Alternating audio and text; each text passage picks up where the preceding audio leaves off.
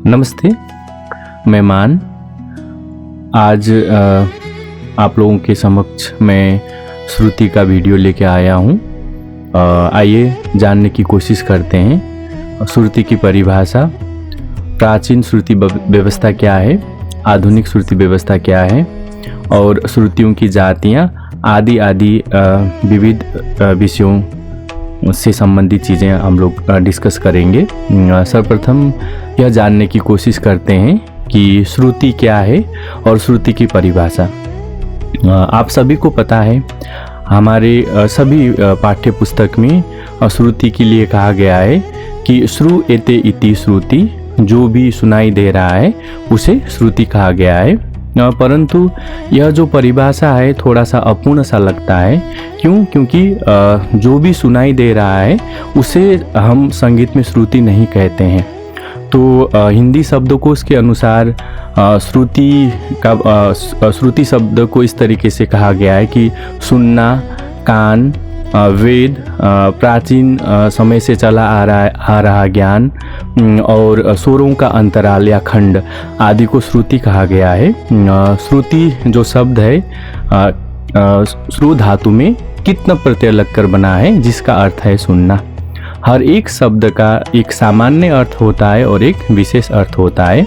अगर सामान्य अर्थ में हम श्रुति की बात करेंगे तो श्रुति का मतलब होगा श्रु एते इति श्रुति, जो भी सुनाई दे रहा है उसे हम श्रुति कहेंगे। प्राचीन समय में वेदों को श्रुति इसलिए कहा जाता था कि उस समय पे लिपि विकसित नहीं हुई थी। गुरु द्वारा शिष्यों को वेदों को सुन के कंठस्थ कराया जाता था, इसलिए वेदों को श्रुति कहा गया। और श्रुति का जो विशेष अर्थ में श्रुति का परिभाषा ये होगा कि ऐसा मधुर नाद जो हमारा कान एक दूसरे से अलग उसको डिफ्रेंशिएट कर सके और जिसका उपयोग संगीत में कर सकें और जिसको हम सारना चतुष्टय द्वारा सिद्ध कर सकें, ऐसे सूक्ष्म जो नाद होता है उसी को ही श्रुति कहा गया है। तो हमें वैदिक काल में श्रुति का कोई परिभाषा प्राप्त नहीं होता।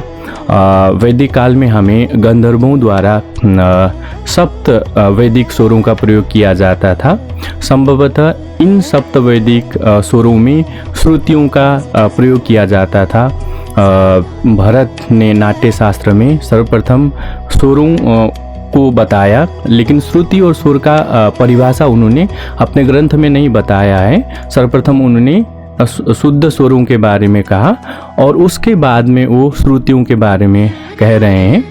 परंतु उसके बाद में आने वाले ग्रंथों में कि सर्वप्रथम श्रुति को परिभाषित किया गया है, सर्वप्रथम श्रुति की व्याख्या की गई है, सर्वप्रथम श्रुति बताया गया है, फिर उसके पश्चात स्वर के बारे में बताया गया है। ऐसे कहने वाले जो ग्रंथकार हैं उनमें दत्तिल मुनि है। दत्तिल मुनि ने दत्तिलम करके एक ग्रंथ लिखा था पहली शताब्दी में। और उसके बाद में मतंग मुनि हैं जिन्होंने 6ठी से 8वीं या 6ठी से 9वीं शताब्दी में बृहद्देशी ग्रंथ लिखा था। और उसके बाद में सारंगदेव हैं। सारंगदेव ने सन 1210 से लेके 1217 के बीच में संगीत रत्नाकर ग्रंथ लिखा था। और उसके बाद में है महाराणा कुंभा, जिनको हम कुंभकर्ण भी बोलते हैं, जिनको हम कालसेन भी बोलते हैं।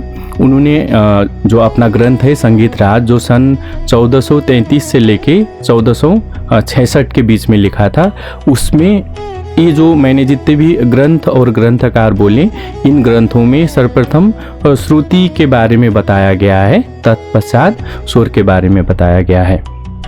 तो हमारे ग्रंथों को देखते हुए, क्योंकि हमारे ग्रंथकार ये कहते हैं कि श्रुति जो है पहली आती है, स्वर बाद में आता है, इसके लिए कहा गया है श्रुत्यांतर्भावी, अर्थात श्रुति के बाद में होने वाली जो मधुर ध्वनि है उसको स्वर कहा गया। यानी हमने किसी भी वस्तु पे क्या किया, आघात किया, तो उसका जो प्रथम आघात जो होता है उसको श्रुति कहा जाता है और उसके बाद में होने वाला जो गूंज है उसको स्वर कहा जाता है। आइए जानने की कोशिश करते हैं ये जो 22 श्रुतियाँ हैं किस तरीके से उत्पन्न होते हैं।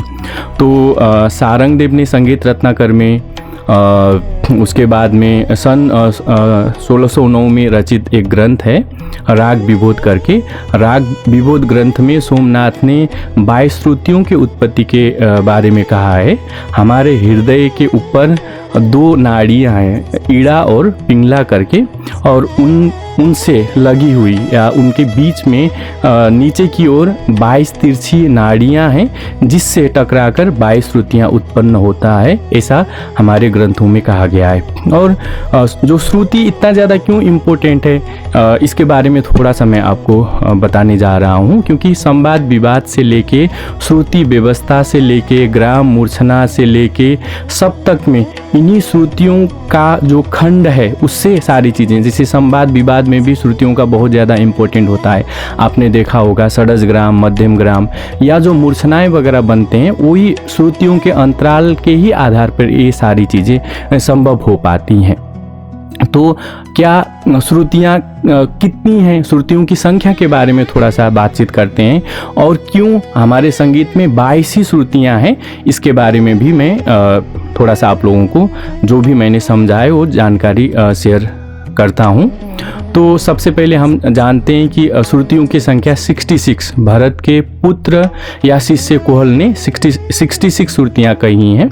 उसके बाद में आते हैं 22 श्रुतियाँ लगभग सभी ग्रंथकार मानते हैं, और उसके बाद में 24 जो श्रुतियाँ हैं वो राग तत्व विबोध के लेखक श्रीनिवास हैं, वो 24 श्रुतियाँ मानते हैं। उन्होंने एक ग्रंथ लिखी थी राग तत्व विबोध करके, जिसमें 8 अध्याय हैं। अध्यायों को उन्होंने प्रकरण कहा गया है, कहा प्रस्तावना, श्रुति जाति विवेक प्रकरण, स्वर प्रकरण, ग्राम मूर्छना प्रकरण, गमक प्रकरण, मेल लक्षण प्रकरण, राग प्रकरण और श्रुति निर्णय प्रकरण।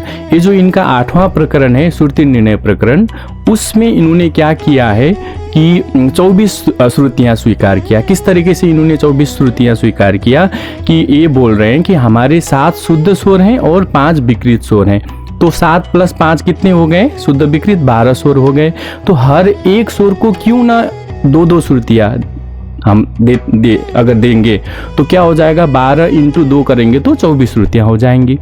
और दूसरा मत इन्होंने ये बोला कि ग और नी को 2-2 श्रुतियाँ देना चाहिए, बाकी जो बची हुई शुद्ध स्वर है उनको 4-4 श्रुतियाँ देना चाहिए। तो 5 × 4 करेंगे तो कितना हो जाएगा, 20 हो जाएगा। और ये जो ग और नी की 4 श्रुतियाँ, तो कुल मिला के 24 श्रुतियाँ। इस तरीके से इन्होंने 24 श्रुतियों का उल्लेख किया, परंतु प्रैक्टिकली इन्होंने 22 ही श्रुतियाँ स्वीकार किया है। उसके बाद में श्रुतियों के संख्या के संबंध में मतंग मुनि कहते हैं कि श्रुतियाँ 1 है, 2, 3, 4, 9, 22, 66 और अनंत कही हैं। हमारे यहाँ ईरानी संगीत में भी श्रुतियों को हंगाम कहा जाता है, और ईरानी संगीत में 24 श्रुतियों का उल्लेख प्राप्त होता है। तो आपने अभी देखा कि श्रुतियों की संख्या 1 भी है, 2 भी है, 3 भी है, 4 भी है, और उसके बाद में 9 भी है, 22 भी है, 66 भी है और अनंत भी है। तो क्या श्रुतियों की संख्या सही मायने में कितने हैं, उसके बारे में कुछ चीज़ें हमारे ग्रंथों में प्राप्त होता है कि हम हर एक नाद को श्रुति नहीं कहेंगे। श्रुति कहने के लिए कुछ 3 कंडीशन है, टर्म्स एंड कंडीशन है। तो पहला जो कंडीशन क्या है कि वह नाद हमारे कान क्या कर सके, उसके अंतराल को डिफ्रेंशिएट कर सके, उसके अंतराल को या उसके अंतर को आसानी से पहचान कर सके। दूसरा है कि वो मधुर होना चाहिए, और हमने किसी वस्तु पे आघात किया और वो जो कटु जो नाद है उसी को हम श्रुति बोलेंगे। तीसरा ये है कि यह जो श्रुतियाँ हैं राग के अनुरूप अपने आप को क्या कर सके, बदल सके, ढाल सके। तो अगर इन जो कंडीशन है इन पे जो भी नाद खरा उतरता है उन्हीं को हम श्रुति कहेंगे। तो ऐसे करने से क्या होता है कि इतने सारे नादों में से 22 ही श्रुतियाँ ऐसे होती हैं जो इन नियमों का पालन करता है। तो इसलिए हमारे सभी लगभग ग्रंथकार 22 ही श्रुतियों को स्वीकार करते हैं। तो 1 श्रुति, 2 श्रुति, 3 श्रुति, 4 श्रुति, 9 श्रुति, 22 श्रुति, 66 श्रुति और अनंत श्रुति। तो इसके बारे में हमारे ग्रंथकारों का क्या मत है वो जानने की कोशिश करते हैं। सबसे पहले कि 1 श्रुति वाले जो कहने वाले जो ग्रंथकार हैं उनका मत ये है कि जो हमने सबसे पहले क्या किया, आघात किया, तो वो जो कटु ध्वनि है उसी को क्या बोल रहे हैं, श्रुति बोल रहे हैं। तो श्रुतियाँ क्या हैं, एक ही हैं। तो 2 श्रुति जो हैं, 2 श्रुति मानने वाले ग्रंथों का कथन ये है कि हमारे पास 2 प्रकार की श्रुतियाँ हैं, एक शुद्ध स्वर की श्रुतियाँ, एक अंतर श्रुतियाँ करके इन्होंने बोला। यानी हम इसको इस तरीके से समझ सकते हैं कि 22 श्रुतियों में से 7 ऐसी जगह हैं जिनमें शुद्ध स्वर स्थापित हैं, और बाकी अगर हम क्या करेंगे, 22 में से 7 घटा देंगे तो 15 बचा। तो उन 15 श्रुतियों पे स्वर स्थापित नहीं है, उनको ही अंतर श्रुतियाँ कहा गया है। इस तरीके से 2 श्रुतियाँ हैं। 3 श्रुतियाँ जो हैं, वो जो 3 श्रुतियाँ मानने वाले ग्रंथकार हैं कहते हैं कि हमारे पास 3 सप्तक हैं, मंद्र, मध्य और तार। तो इसलिए जो श्रुतियाँ हैं वो भी 3 ही हैं। और 4 श्रुतियाँ मानने वालों का मत ये है कि आयुर्वेद में हमारे शरीर में 3 धातु होती हैं जिनको हम वात, पित्त और कफ बोलते हैं, और इन तीनों के मिश्रण से एक और धातु बनता है जिसको सन्निपात। तो वात, पित्त, कफ और सन्निपात, इस तरीके से 4 ही श्रुतियाँ हो सकती हैं। और 9 श्रुतियाँ मानने वालों का मत यह है कि हमारे पास 3 ही स्वर हैं। जैसे सा का संवाद पंचम से होता है, रे का संवाद दैवत से होता है, और गंधार का संवाद निषाद से होता है, मध्यम तराजू का काम करता है, ऐसा बोलते हैं। तो स्वर 3 ही हैं। जैसे आप वैदिक काल में भी देखेंगे तो वह उद्दात, अनुदात और स्वरित के रूप में वही मतलब संवाद के आधार पे प, ध, नि, सा, रे, ग का उधर संवाद करके उत्तरांग में ऐसा बना हमारे यहाँ बोलते हैं। तो आप देखेंगे साम, प की कितनी श्रुतियाँ होती हैं, 4 श्रुतियाँ होती हैं, रेदा की 3 श्रुतियाँ होती हैं और गनि की 2 श्रुतियाँ होती हैं। तो 4 + 3 + 2, अगर इन तीनों को हम अगर जोड़ेंगे तो कितने श्रुतियाँ हो जाती हैं, 9 श्रुतियाँ होती हैं। इसलिए 9 ही श्रुतियाँ हो सकती हैं। श्रुतियाँ 22 हैं, ऐसे कहने वाले ग्रंथकारों का मत है कि साम, प की 4-4 श्रुतियाँ हैं, रेदा की 3-3 श्रुतियाँ हैं और गनि की 2-2 श्रुतियाँ हैं। कुल मिला के 22 श्रुतियाँ होती हैं। तो इसके लिए चतुर्दंडी प्रकाशिका ग्रंथ है जो सन 1635 में लिखा गया था। वेंकट मक्खी का यह कथन है कि चतुश्चैव षडज मध्यम पंचमा द्वय निषाद गांधारो त्रिस्त्री ऋषभ दैवतो। तो जो 22 श्रुतियाँ हैं, ये जो श्लोक है इस चीज़ को सिद्ध करता है। और जो 66 श्रुतियाँ हैं वो कहने वाले ग्रंथकारों का मत है कि मंद्र सप्तक के 22 श्रुतियाँ, मध्य सप्तक की 22 श्रुतियाँ और तार सप्तक की 22, तो कुल मिलाकर 66 श्रुतियाँ होती हैं। और अनंत श्रुतियाँ कहने वालों का मत है कि जिस तरीके से हम आकाश में पक्षियों के लिए रास्ता तय नहीं कर सकते, समुद्र के लहरों को जिस तरीके से गिन नहीं सकते, उसी तरीके से श्रुतियाँ भी अनंत होती हैं। कि क्यों अनंत होती हैं? क्योंकि एक गायक और वादक अपने अनुभव से, अपने लगन से, अपने परिश्रम से मेहनत करके श्रुतियों की साधना करता है और अपने जो श्रोता हैं उनको मंत्र मुग्ध करने का काम करता है और उनके अनुभव के अकॉर्डिंग वो परफेक्ट श्रुतियाँ लगाता है। इसलिए श्रुतियाँ अनंत हैं। तो ये तो हो गई श्रुतियों की संख्या के बारे में। और इनमें से जो श्रुतियों की 22 श्रुतियाँ हैं, यह मत सभी लगभग ग्रंथकार मानते हैं। आइए हम जानने की कोशिश करते हैं कि श्रुति व्यवस्था क्या है। हमारे पास अभी तक 2 श्रुति व्यवस्था सबसे ज़्यादा प्रचलित हुई। एक है प्राचीन श्रुति व्यवस्था, दूसरा है आधुनिक श्रुति व्यवस्था। प्राचीन श्रुति व्यवस्था यानी भातखंडे से पूर्व का जो श्रुति व्यवस्था था उसे प्राचीन श्रुति व्यवस्था कहा जाता है। उस श्रुति व्यवस्था में स्वरों को श्रुति के अंतिम स्थान पे रखा गया है। अंतिम स्थान मतलब षडज चौथे पे स्थापित है, ऋषभ 7वीं पे स्थापित है, गंधार 9वीं पे स्थापित है, मध्यम 13वीं पे स्थापित है, पंचम 17वीं पे स्थापित है और दैवत 20वीं पे स्थापित है और निषाद 22वें पे स्थापित है।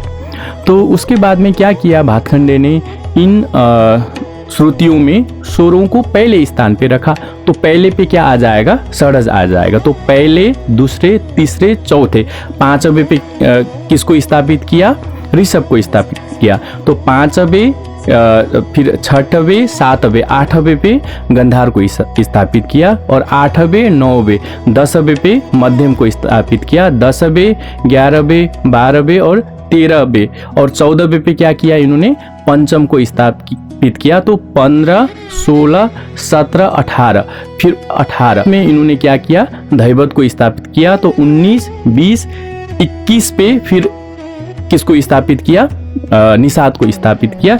इस तरीके से प्राचीन और आधुनिक श्रुति व्यवस्था है। तो आइए ये जानने की कोशिश करते हैं कि 22 श्रुतियों के नाम।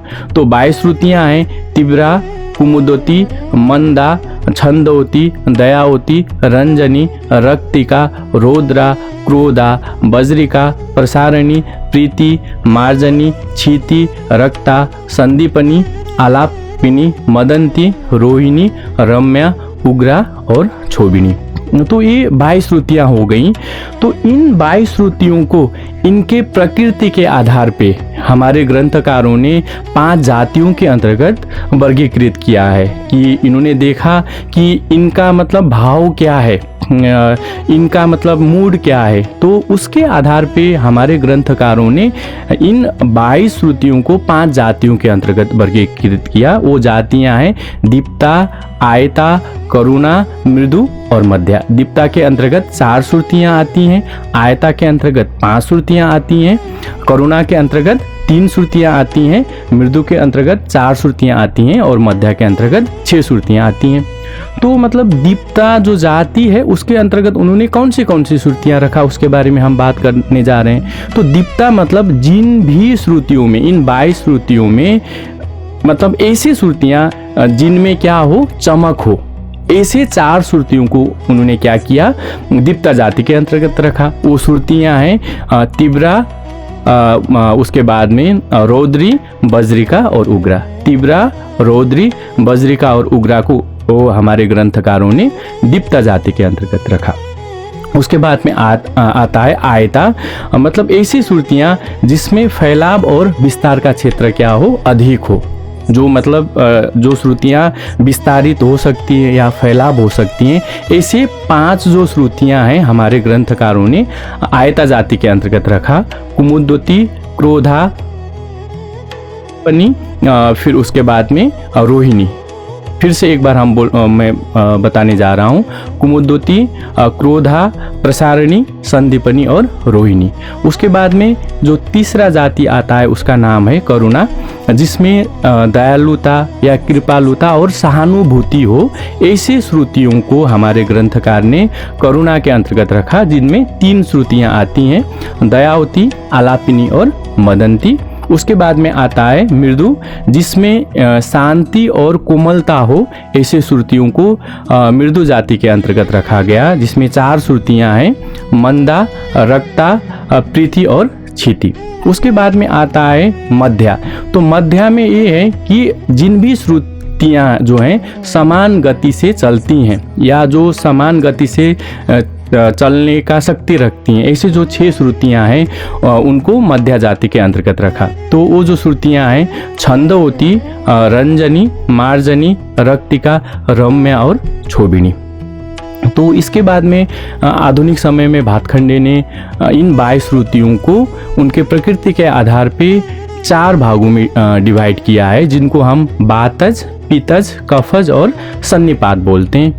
तो ये जो बातज, पितज और कफज जो हैं, बात, पित्त और कफ ही हैं, क्योंकि इन्हीं धातुओं से हमारे शरीर बनता है। क्योंकि यह हमारे खान पान पे, हमारे सोने जगने पे, हमारे दिमाग में क्या क्या चीज़ें चल रही हैं, उससे ये सारी चीज़ें प्रकृति तय होती हैं। तो अगर जिस भी इंसान के शरीर में अगर मतलब बातज यानी वायु का मात्रा ज़्यादा होगा, उसकी आवाज़ जो होगी उच्च और रुक्ष होगी। आप लोगों ने देखा होगा ना, हाई पिच वाले इंसान जो एकदम से मतलब पिच, जिनका पिच हाई होता है। और दूसरा आता है पितज, अगर हम किसी के भी शरीर में पित्त ज़्यादा है तो उसकी आवाज़ जो होती है मधुर और सुकुमार होती है, कि अच्छी आवाज़ होती है। और तीसरा जो होता है उसको हम क्या बोलते हैं, कफज बोलते हैं। आपने देखा होगा कि कफज मतलब हमारे शरीर में कफ बढ़ना। जब जैसे आप लोगों को सर्दी जुकाम हो जाता है तो आपको ज़्यादा कफ होता है तो आपकी आवाज़ ऑटोमेटिक क्या हो जाती है, भारी हो जाती है, मतलब गंभीर हो जाती है, घनशील हो जाती है। तो जो कफज, अगर आपके शरीर में कफ ज़्यादा बनेगा तो डेफिनेटली आपका जो आवाज़ है वो गंभीर भी होगा और घनशील भी होगा। और जो चौथा जो है वो सन्निपात है, और ये सभी के मेल से बनता है। प्राचीन समय में एक तुम्बरु करके ऋषि थे जिन्होंने कलावती वीणा बनाया, जिन्होंने दैवत और निषाद के दृष्टा भी हम उनको बोलते हैं। उनका मानना ये है कि बातज, पितज और कफज, बात, पित्त और जो कफ है वो क्या है, श्रुतियाँ हैं। ये लगभग पूरा ये श्रुति हो गया। मैं एक बातें बताने जा रहा हूँ कि हर जो श्रुतियाँ हैं वो नाद हैं। क्या है, हर श्रुतियाँ जो हैं वो नाद हैं, परंतु हर नाद श्रुतियाँ नहीं है, है ना। तो इसके साथ में ही मैं अपने वीडियो को यहीं पे कंप्लीट करता हूँ। मैं आप लोगों से एक्सपेक्टेशन रखता हूँ कि आप लोगों को ये वीडियो पसंद आया होगा। आप लोग इस वीडियो को शेयर करेंगे। धन्यवाद।